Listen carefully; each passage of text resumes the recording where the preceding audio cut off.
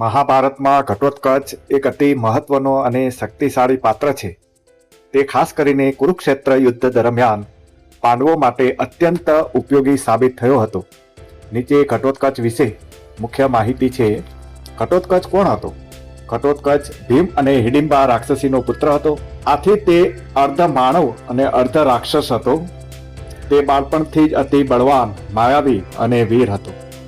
ઘટોત્કચમાં રહેલા ગુણો: તેની પાસે અનેક માયાવી શક્તિઓ હતી. તે યુદ્ધમાં અંધકાર, ભ્રમ અને અદ્રશ્ય ચાલો ચલાવવાની તેનામાં શક્તિ હતી. તેનામાં અપાર બળ હતું. એકલા અસંખ્ય યોદ્ધાઓને ટક્કર આપી શકતો હતો. ઘટોત્કચ આકાશમાર્ગી યુદ્ધમાં હવામાં ઉડીને યુદ્ધ કરવાની તેની ક્ષમતા ઘણી હતી.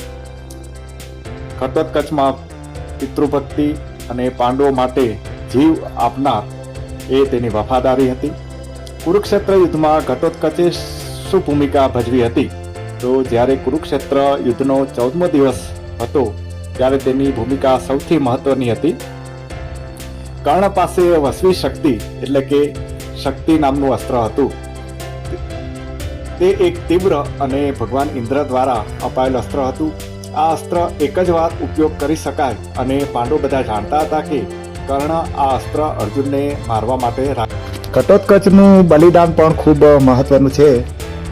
રાત્રિ યુદ્ધ દરમિયાન ઘટોત્કચે મેદાનમાં ભયંકર માયા રચી હતી અને કૌરવ સેનાને નષ્ટ કરી નાખી હતી.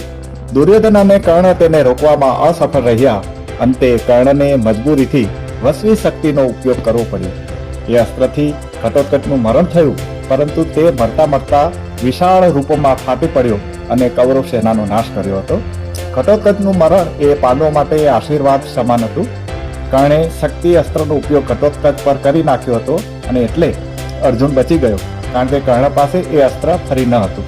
આથી ઘટોત્કચનું બલિદાન પાંડવોની વિજય યાત્રામાં મહાન યોગદાન ગણાય છે.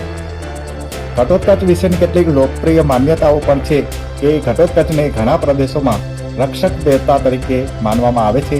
મધ્યપ્રદેશ અને ઓડિશામાં તેના જુદા જુદા મંદિરો જોવા મળે છે. ચેનલને લાઈક કરશો, શેર કરશો, સબસ્ક્રાઇબ કરશો. જય શ્રી કૃષ્ણ.